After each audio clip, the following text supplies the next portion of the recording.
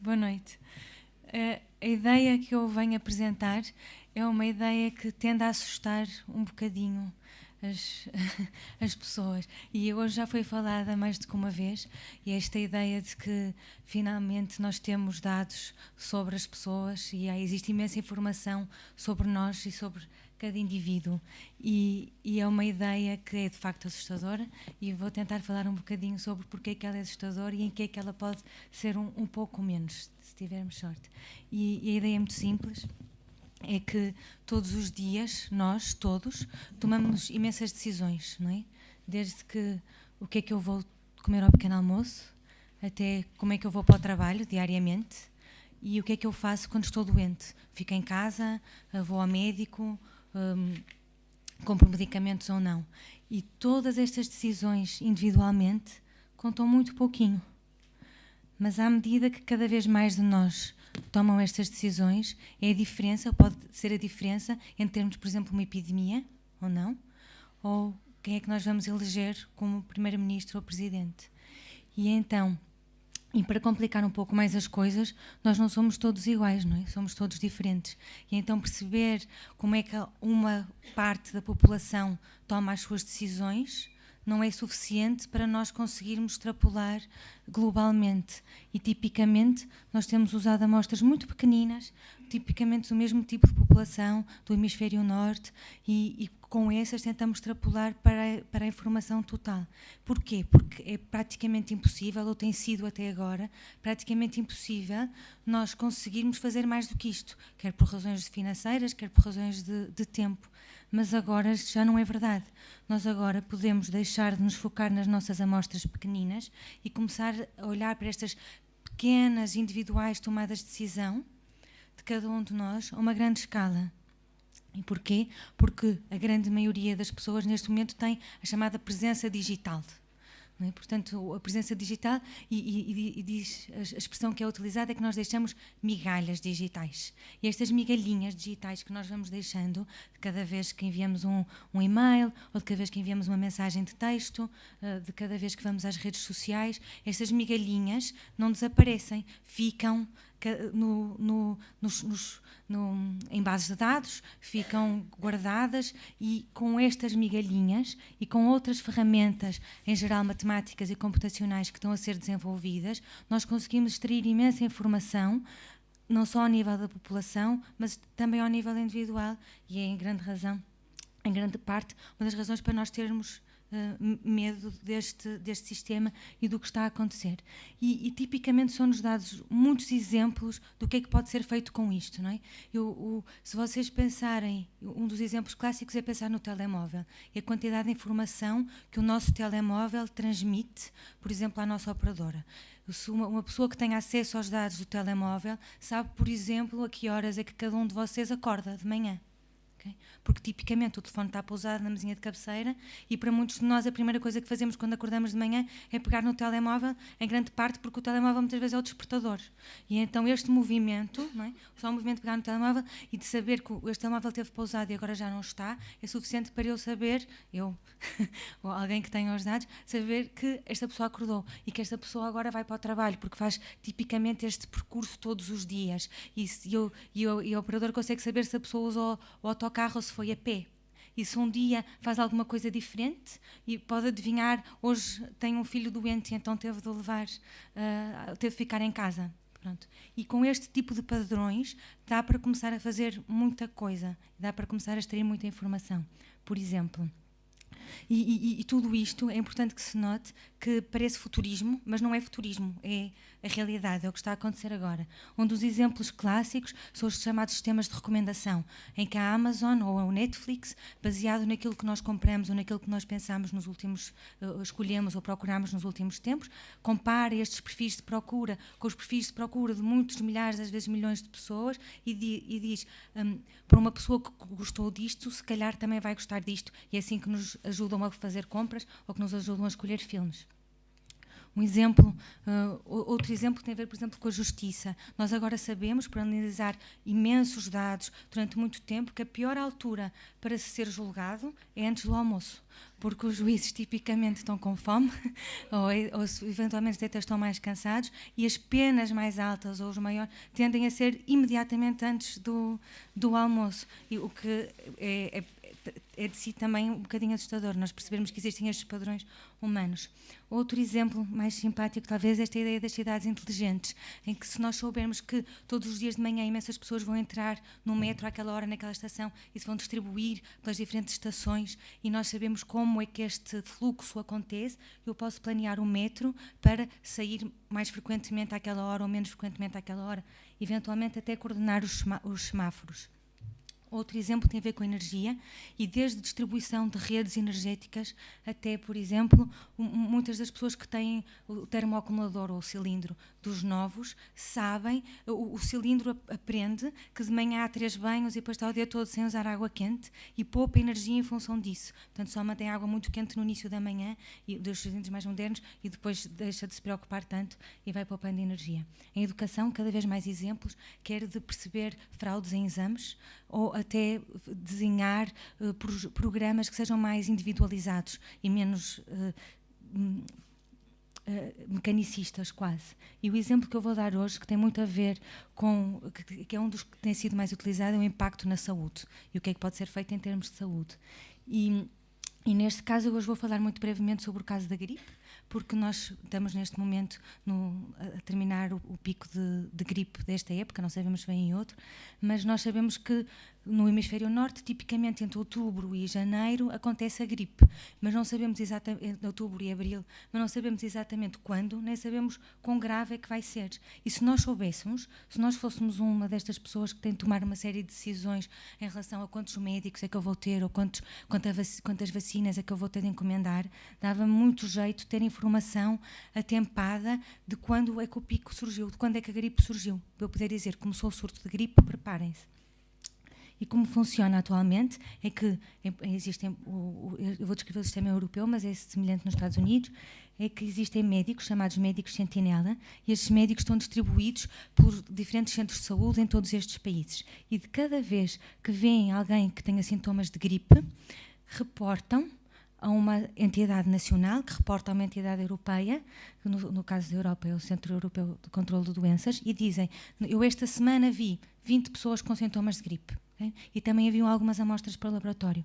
E quando passam um certo nível, que não é fácil definir qual é que é este nível, são dados alertas e dizem, a gripe começou. Okay? Portanto, este sistema, se funcionar perfeitamente, se todos os médicos reportarem na altura certa, se os testes laboratoriais vierem todos perfeitamente corretos, sem nenhum problema, na melhor das hipóteses, esse sistema tem um atraso de 2 semanas. Entre o início do surto de gripe e os avisos, há pelo menos 2 semanas que passam, se correr tudo perfeitamente. Agora, a ideia aqui, como é que nós podemos usar este tipo de informação, estas migalhinhas digitais, para tornar o processo mais rápido? Esta ideia que o próprio Google teve foi o seguinte: muitas vezes as pessoas, antes de irem ao médico, ou às vezes até em vez de irem ao médico, vão ao Dr. Google. E o Dr. Google é, eu começo a sentir os sintomas de gripe, eu começo a ter febre, arrepios, ou alguém da minha família, e eu não vou necessariamente ao médico, mas vou ao Google. E ponho no Google febre, arrepios, e muitas das palavras que eu vou descrever à médica são os termos que eu procuro no Google quando estou à procura das causas e dos meus sintomas. E então, se nós conseguirmos ter esta informação, não de uma pessoa, ou não de 20 pessoas, mas de cada vez mais pessoas, não é? Antes ainda delas aparecerem nos centros de saúde e de começarem a fazer esta que se chama a curva epidemiológica, cada vez mais casos, eu também consigo ver este número, estas pesquisas aumentarem no Google. Okay? E a ideia é que se estas pesquisas aumentam no Google de uma maneira semelhante às que acontecem na população real, eu consigo dar os alertas muito mais cedo. E, de facto, foi isso que nós conseguimos fazer, e fomos perguntar aos Dr. Google de 8 países diferentes na Europa como é que estas curvas variavam e como é que estes termos variavam, e conseguimos antecipar, treinar um modelo de computador, e vocês, hoje à noite, penso que o Arlindo Oliveira vai falar sobre machine learning e como é que se ensina o computador a aprender, e então nós ensinamos o computador a perceber estes padrões e conseguimos antecipar os alertas em aproximadamente 3 semanas. em média 3 semanas, mas em alguns países, por exemplo em Itália, conseguimos antecipar 7 semanas os alertas atuais. Portanto, 2 meses de preparação para um hospital é imenso. Okay? Pronto. E porquê que isto... Mas vocês agora podem estar a pensar, está bem, mas eu muitas vezes vou ao Google e procuro gripe e não quer dizer que eu esteja doente. Não é? Às vezes estou só curioso e, na verdade, há muitas razões para nós fazermos estas pesquisas. Pode ser, de facto, porque estou doente ou alguém da minha família está doente. Pode ser porque eu estou curioso ou quero informação e muitas vezes tem a ver com medo, principalmente no caso de doenças. Isto foi muito forte no caso da pandemia de 2009. Havia muitas pessoas a procurarem no Google ou no Wikipedia por sintomas de gripe ou por palavras-chave relacionadas com gripe, não que sentissem os sintomas, mas porque queriam informação ou porque havia algum nível de ansiedade na população. E o que o Cláudio Vieira, um estudante do grupo, fez foi que ele escolheu, e estão em inglês os termos, mas já fizemos isto para 3 ou 4 línguas diferentes, escolheu 50 termos relativamente normalmente associados à gripe, desde vacina, a tosse, a curas para a gripe, por aí fora. E foi ver com que é que estes termos, estas variações nestas curvas, se correlacionavam. E o que ele viu foi que, de facto, existem alguns termos que estão altamente correlacionados com o número de casos de gripe, portanto, quantas pessoas é que estão doentes, mas existem termos que não têm correlação nenhuma com o número de casos de gripe, mas estão altamente correlacionados, por exemplo, com o número de notícias sobre a gripe. E quando o Cláudio foi olhar para inquéritos em que as pessoas diziam o seu próprio nível de medo ou de ansiedade, percebeu que este tipo de termos está muito correlacionado com medo, com ansiedade, mas não com a doença. E porquê é que isto pode ser interessante? E agora vou dar um grande salto. Porque se nós conseguirmos perceber o que é que faz as pessoas irem à internet fazer pesquisas ou às redes sociais, o que é que cada palavra, que tipo de emoção é que cada palavra traz, nós conseguimos começar a perceber ou a medir, de certa forma, níveis de medo e de ansiedade na população. E nós podemos usar o exemplo dos medos de doenças ou da gripe para estudar outro tipo de medos. E se nós conseguirmos perceber como é que a sociedade está, como é que estão os níveis de medo, como é que estão os níveis de ansiedade na população, e agora conseguem-se fazer coisas incríveis, por exemplo, através de mensagens de SMS trocadas com serviços de saúde ou de acompanhamento, nós sabemos que o dia da semana onde há mais ansiedade é, por exemplo, à quarta-feira, e é principalmente no período da manhã. E com este tipo de informação toda que nós podemos começar a recolher de pessoas individuais, mas em comportamentos coletivos, não só nos dá imensa informação, como também nos dá bastante medo, porque é a imagem do Big Brother, que sabe mais sobre nós do que nós sabemos. Não é? E é óbvio que para cada exemplo relativamente positivo que eu possa dar, de antecipação da gripe, de cidades inteligentes, eu posso dar praticamente o mesmo número de exemplos negativos.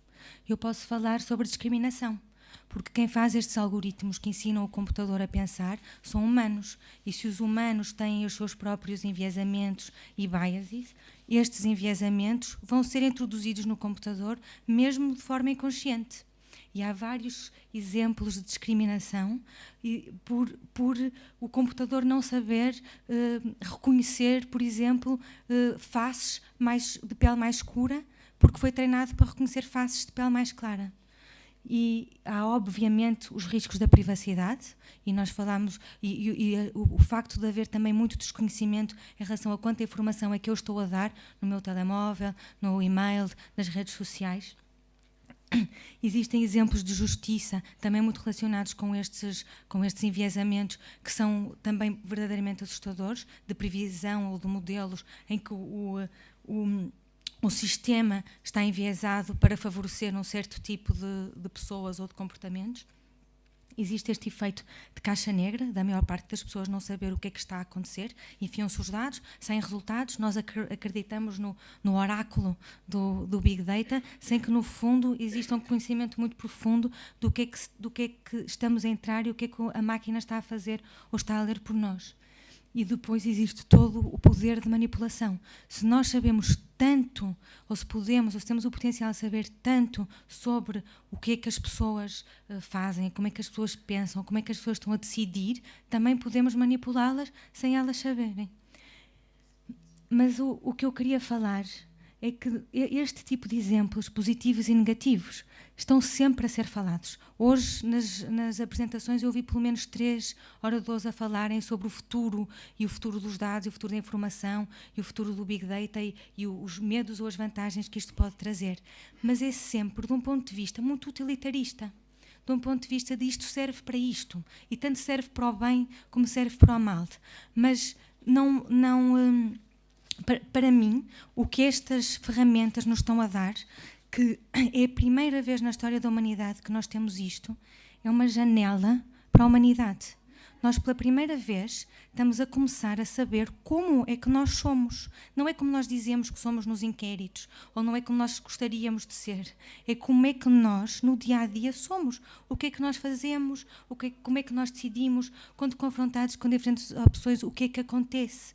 E para mim, este tipo de informação que as redes sociais, que o Big Data nos está a dar, que está a dar às ciências sociais, é o equivalente ao que a quântica deu à física, é o equivalente ao que a biologia molecular deu à biologia. E pela primeira vez, nas ciências sociais e nas humanidades, nós vamos começar a pensar, a começar a perceber a humanidade e a perceber-nos de uma forma muito mais profunda. E é claro que isto tem de ser assustador. E um dos grandes problemas é que quem tem estado a esculpir esta nova pedra são as pessoas que têm os dados ou que têm o martelo das ferramentas matemáticas. É quem sabe programar, é quem sabe ensinar o computador a pensar e a aprender. Mas o que nós estamos a esculpir não são só as técnicas, não são só isto serve para a gripe. O que nós estamos a perceber, ou o que nós estamos a retirar deste bloco de pedra são valores. São o que é que nós queremos que seja o futuro. É podermos imaginar o que é que nós queremos que venha aí. E não pode ser deixado unicamente nas mãos de quem tem este martelo ou de quem tem tido estes blocos de pedra até agora. E enquanto nós, como sociedade, não começarmos a perceber como é que estes algoritmos funcionam, não só com medo, ou só com rejeição, ou só com uma aceitação cega, porque parece que existe muito esta quase visão manicaísta de que ou é muito bom ou é muito mau, em vez de percebermos que isto é uma janela. Okay? E que nós agora vamos abri-la e vamos desenhar o que aí vem como nós entendermos. E era com isto que eu vos queria deixar, com uma das janelas para o mundo e com a esperança de que cada vez mais pessoas se envolvam nesta decisão de como é que a escultura vai ser no futuro. Obrigada.